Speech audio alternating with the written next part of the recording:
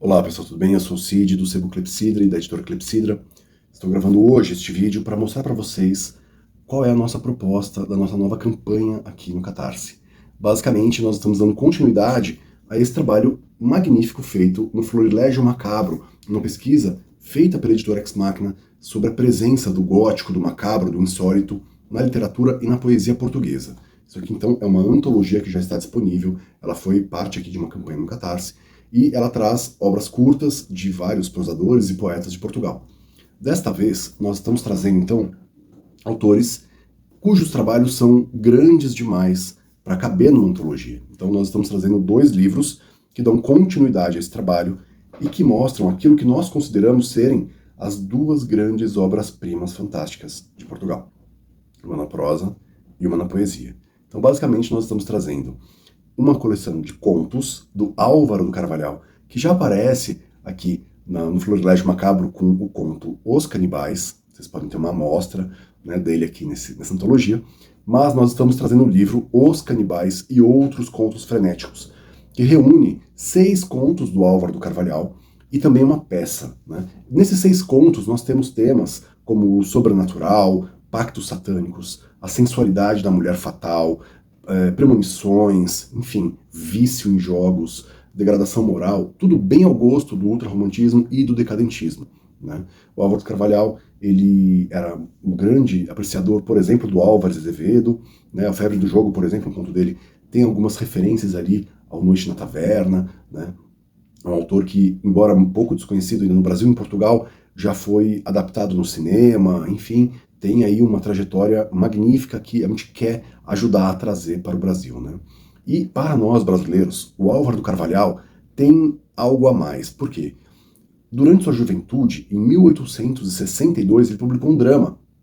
E esse drama, que é O Castigo da Vingança, se passa não em Portugal, mas numa chácara do Brasil, que é ainda o Brasil Império Escravocrata, com personagens negros escravizados, ou seja, a peça dele, né, tão fatalista, tão ainda ali ultrarromântica, né, e melodramática, ainda com violência e bastante carga emocional, né, dessa época, mostra um pouco como Portugal representa o Brasil e os brasileiros, né, em seus dramas. Isso, para quem estuda negritude, Brasil e representações dessas minorias, é algo valioso demais, né?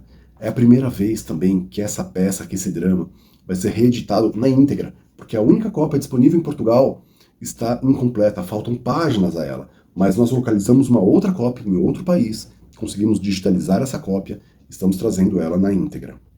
Então, Os Canibais e Outros Contos Frenéticos, que é uma parceria, uma coedição Ex Machina e Clepsidra, está sendo trazida agora numa nova campanha para vocês.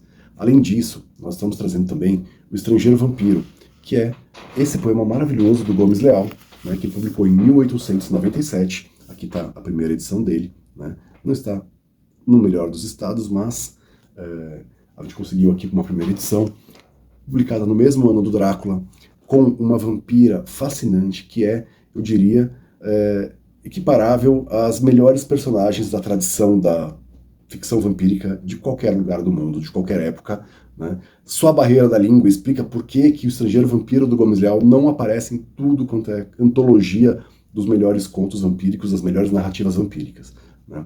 Trata-se de um poema narrativo, né, que mescla canções, né? Então nós temos uma canção que é o Toast ao Vampiro, né, como se fosse um brinde ao vampiro, né, e outras também, mas também cenas narrativas, ou seja, esse estilo baladesco de inspiração gótica que vai ali trazer então uma história, como se fosse um conto contado em versos, em formato de poesia, mas não aquela poesia difícil de entender, né, com muita simbologia. É uma poesia narrativa, ou seja, você vai lendo, né, a história com toda a sonoridade, com a cadência, com o ritmo da poesia, mas é algo que vai te narrando fatos, né? Então é o que o autor vai chamar de rimance, um romance em versos, ou seja, um romance rimado, né, bem ao gosto do que se produzia na Idade Média. E ele vai fazer isso como uma carta ao rei de Portugal, denunciando a Inglaterra, denunciando, né, o que ele considera que é uma espécie de intervenção inglesa, né, nos assuntos internos de Portugal, uma vez que Portugal estava colonizando uma determinada região da África, que era a região entre Angola e Moçambique, para criar um grande Brasil na África. Era mais ou menos essa a ideia, né? Portugal chamava isso de o mapa cor-de-rosa, que seria uma forma de se libertar, né, das dívidas e da grande crise econômica que se abateu sobre Portugal desde a independência do Brasil, né? Seria uma colônia com saída para os dois oceanos, né? E basicamente a Alemanha e a Inglaterra começaram a dominar territórios ali, como a Namíbia, por exemplo, né? Suazilândia, Zimbábue, quer dizer, e Portugal, então, foi obrigado a deixar esses locais, e Portugal via isso como uma humilhação, né? Via como, não, né, como a gente vê hoje, né, toda a colonização como uma violência, tal, mas via a colonização como uma saída econômica para sua penúria na época, e sentiu que a proibição inglesa e alemã para esse intento foi uma afronta, né? A Inglaterra, então, instituiu uma data para que Portugal deixasse esses territórios. Isso ficou conhecido como o Ultimato Inglês, né, que levou a um acordo luso-britânico para que essas regiões fossem deixadas, né, para a Inglaterra.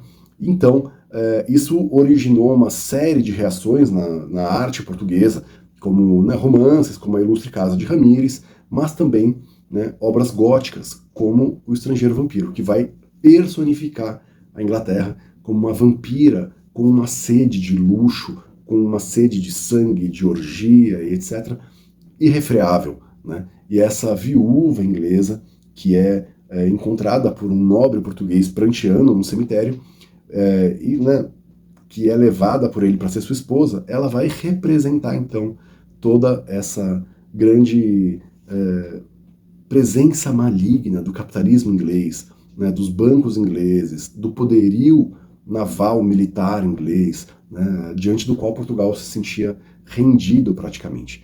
Então você transformar, né, a Inglaterra em um vilão gótico, né, um latino fazer isso com a Inglaterra, sendo que a Inglaterra fez isso com latinos da Itália, com latinos da Espanha o tempo todo, né, é algo muito interessante da gente ver, né, como que as coisas se invertem nesse caso.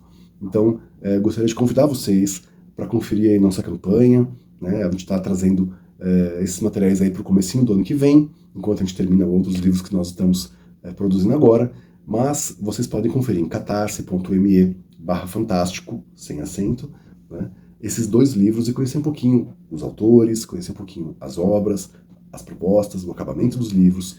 Então, se vocês gostaram da proposta, se vocês querem conhecer outras obras além do óbvio, fora do circuito França, Inglaterra, Alemanha, Estados Unidos, deem uma chance a Portugal, porque o que nós estamos trazendo não deve nada em qualidade a ninguém, a nenhuma obra do mundo.